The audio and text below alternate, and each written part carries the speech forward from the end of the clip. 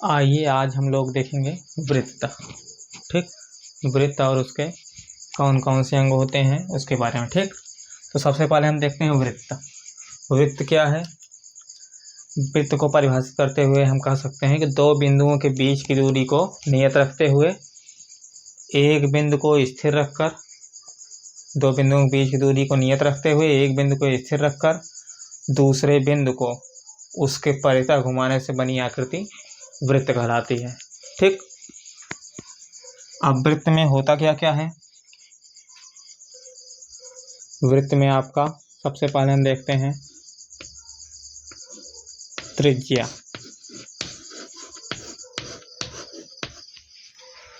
तो जो स्थिर बिंदु है वही आपका वृत्त का केंद्र हो जाएगा, इसको ओ से दिखाते हैं। ठीक, तो और वृत्ताकार जो पथ है वही आपकी परिधि होगी। तो केंद्र और परिधि के बीच की दूरी जो होगी वो त्रिज्या होगी। त्रिज्या को आर से दिखाते हैं, केंद्र से परिधि के बीच की दूरी। त्रिज्या का क्या कह सकते हैं? केंद्र से परिधि के बीच की दूरी को त्रिज्या कहते हैं। ठीक, अब देखते हैं व्यास होता है, और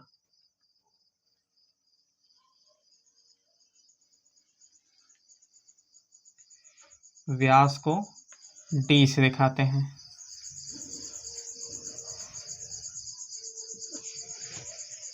अब व्यास किसे कहते हैं? परिधि पर स्थित आमने सामने के दो बिंदुओं को मिलाने वाली वह रेखा जो केंद्र से होकर जाए आपका व्यास कहलाएगी। ठीक, व्यास।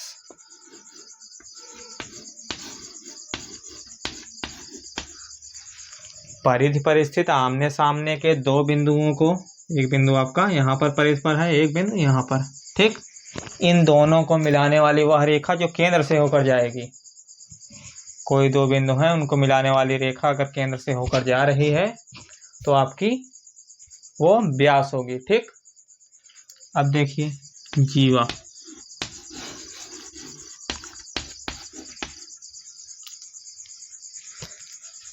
जैसे मान लीजिए ये आपकी जीवा हो गई या ये जीवा हो गई, कुछ भी।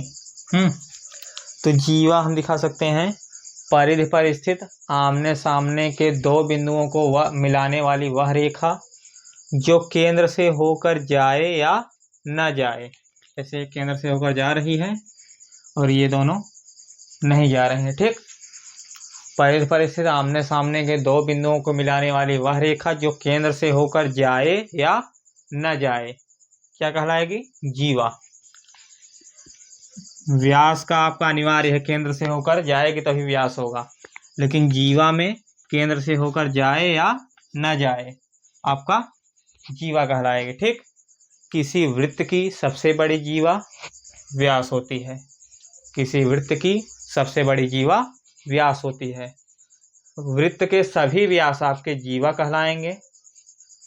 जितने भी व्यास हैं वृत्त में सभी आपके जीवा हैं, लेकिन सभी जीवाएं व्यास नहीं हो सकती। केवल वही जीवा व्यास होगी जो केंद्र से होकर जाएगी। ठीक, अब और इसमें देखते हैं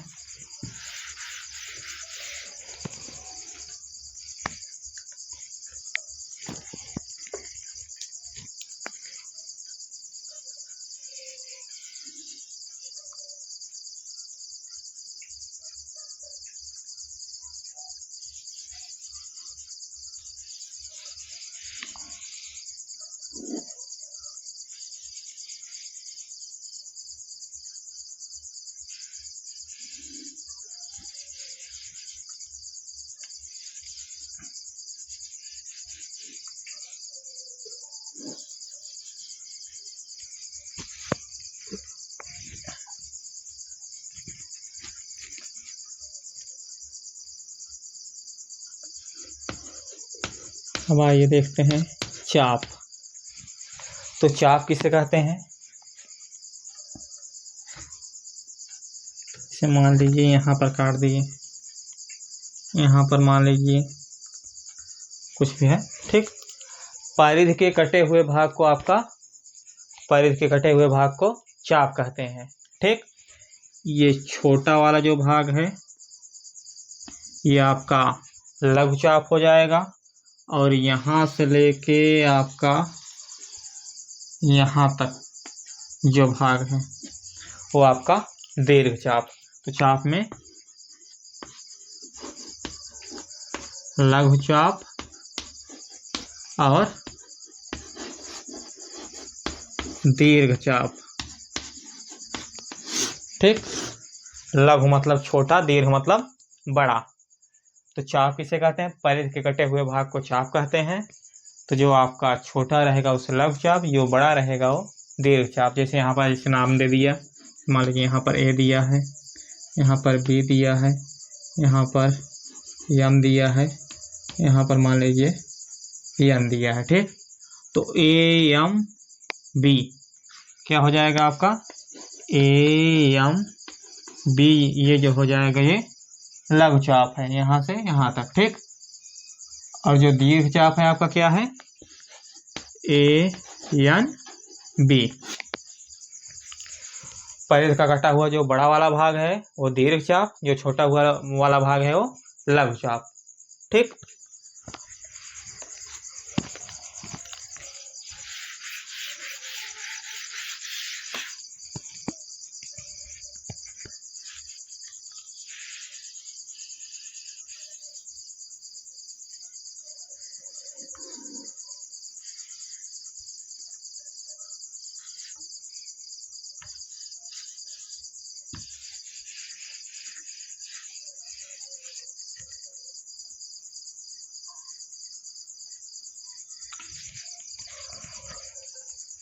अब आइए देखते हैं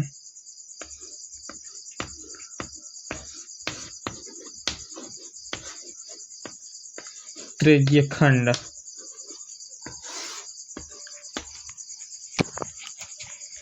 त्रिज्यखंड आपका दो शब्दों से मिलकर बना है, त्रिज्या और खंड। तो किसी भी वृत्त का जब त्रिज्या द्वारा खंड होगा,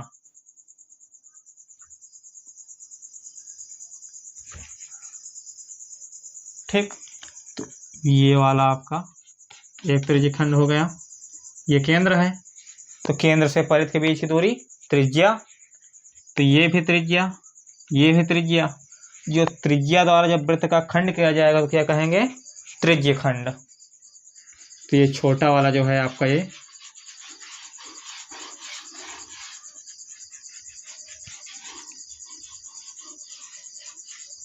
लघु त्रिज्यखंड रहेगा, और बड़े की स्थिति में दीर्घ त्रिज्यखंड।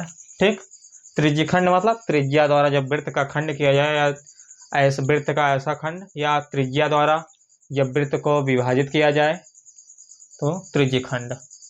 यहाँ से त्रिज्या द्वारा, ये भी त्रिज्या, ये भी आर, केंद्र से परिध के बीच की दूरी ये भी आर, तो ये इतना जो हो गया आपका त्रिज्यखंड। ठीक, तो जो छोटा रहेगा छोटा त्रिज्यखंड, जो बड़ा रहेगा बड़ा त्रिज्यखंड। फिलहाल त्रिज्यखंड में बड़ा छोटा की स्थिति बहुत नहीं मिलता है, लेकिन अगर आपको मिलेगा, जो छोटा रहेगा छोटा त्रिज्यखंड, बड़ा रहेगा तो बड़ा त्रिज्यखंड। ठीक, इसके बाद देखते हैं वृत्तखंड।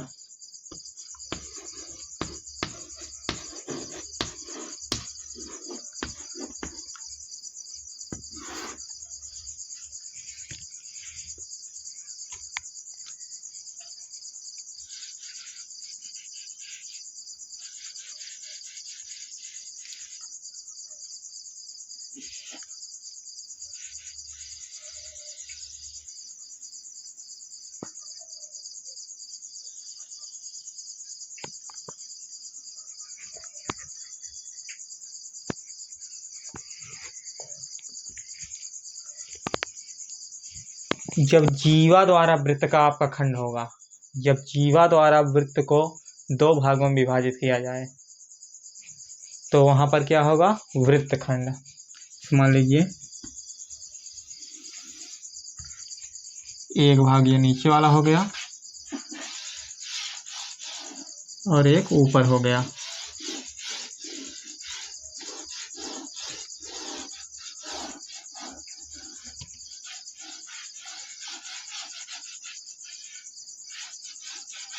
ठीक, तो जब जीवा द्वारा वृत्त को दो भागों में विभाजित किया जाए तो छोटा वाला भाग जो होगा आपका लघु वृत्तखंड,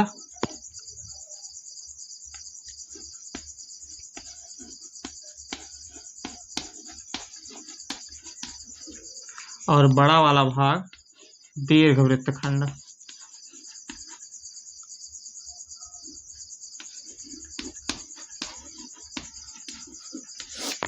ठीक, ये छोटा वाला भाग लघु वृत्तखंड, लघु मतलब छोटा, और बड़ा वाला भाग जो इतना बचा है आपका ये दीर्घ वृत्तखंड हो जाएगा। ठीक, त्रिज्य खंड क्या है? त्रिज्या द्वारा वृत्त को विभाजित किया जाए तो त्रिज्य खंड, और जब जीवा द्वारा वृत्त को विभाजित किया जाए तो वृत्तखंड। ठीक,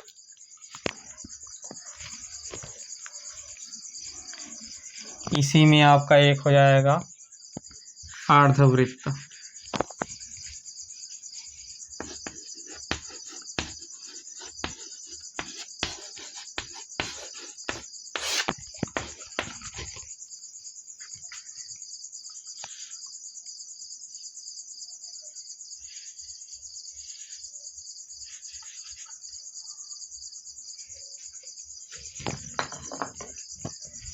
तो जब व्यास द्वारा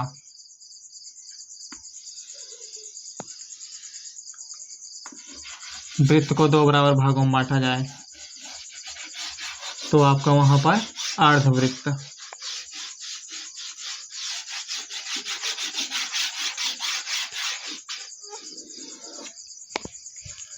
जब व्यास द्वारा वृत्त को दो भागों में बांटा जाए तो दोनों भाग आपका बराबर होंगे तो दोनों अर्धवृत्त। अर्धवृत्त मतलब अर्ध मतलब आधा वृत्त, आधा वृत्त को आप अर्धवृत्त कहेंगे। तो अर्धवृत्त को क्या कह सकते हैं? जब व्यास द्वारा वृत्त को दो भागों में बांटा जाए तो दोनों भाग आपके बराबर होंगे, या जब व्यास द्वारा वृत्त को दो बराबर भागों में बांटा जाए, या जीवा द्वारा जब वृत्त को दो बराबर भागों में बांटा जाए तो जीवा जब दो बराबर भागों में बांटेगी तो क्या होगा? व्यास हो जाएगी। तो अर्धवृत्त वृत्त का आधा अर्धवृत्त होता है, या जब व्यास द्वारा वृत्त को दो बराबर भागों में बांटा जाए तो प्रत्येक भाग अर्धवृत्त कहलाता है।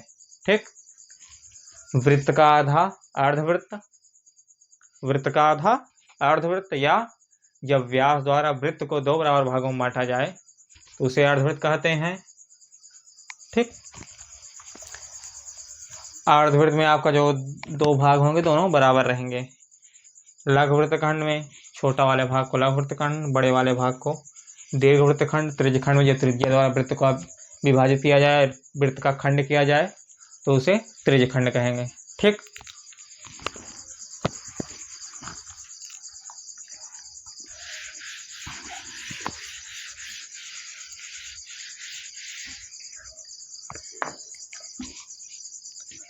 जो आपका वृत्त में व्यास होता है वो त्रिज्या का दूना होता है।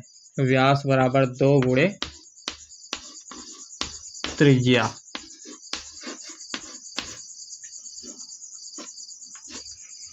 और जो त्रिज्या होती है वो व्यास की आधी होती है। तो त्रिज्या बराबर व्यास बटा 2।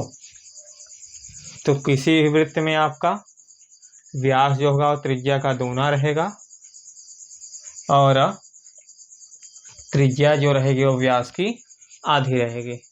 ठीक, तो यहाँ पर वृत्त से संबंधित जितने आपके, और एक स्थिति देख लीजिए, जैसे कोई बिंदु आपका दिया है, अगर वो वृत्त के अंदर है तो अंतर क्षेत्र में स्थित बिंदु रहेगा। अगर जैसे मान लीजिए यहाँ पर x हो गया, यहाँ पर मान लीजिए y हो गया, यहाँ पर z हो गया, w हो गया। ठीक, तो अंतर क्षेत्र में स्थित बिंदु कौन कौन से हैं? x और y। जो वृत्त के अंदर स्थित बिंदु रहेंगे वो अंतर क्षेत्र में स्थित बिंदु, जो वृत्त के बाहर स्थित बिंदु रहेंगे वो बाह्य क्षेत्र में स्थित बिंदु।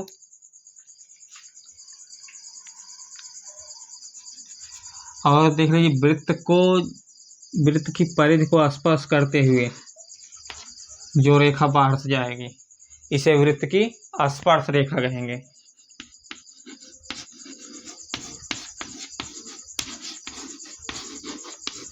ठीक, और जो रेखा वृत्त को विभाजित करते हुए आर पार निकल जाए, मतलब परिधि के इस पार से उस पार तक चली जाए, तो ऐसी रेखा को हम क्या कहेंगे? छेदक रेखा।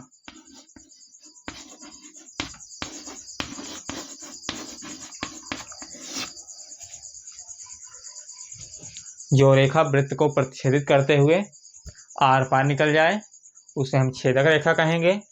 और जो रेखा वृत्त की परिधि को स्पर्श करते हुए जाए, ये न तो परिधि के बाहर रहेगी और न परिधि के अंदर, परिधि को एकदम स्पर्श करते मतलब छूते हुए जाएगी, तो आपकी स्पर्श रेखा हो जाएगी। ठीक, छेदक रेखा जो आपको वृत्त को प्रतिच्छेदित करते हुए, प्रतिच्छेदित मतलब छेदते हुए, वृत्त को छेदते हुए आर पार चली जाएगी, उसे छेदक रेखा। जो आपका स्पर्श करते हुए जाएगी वो स्पर्श रेखा।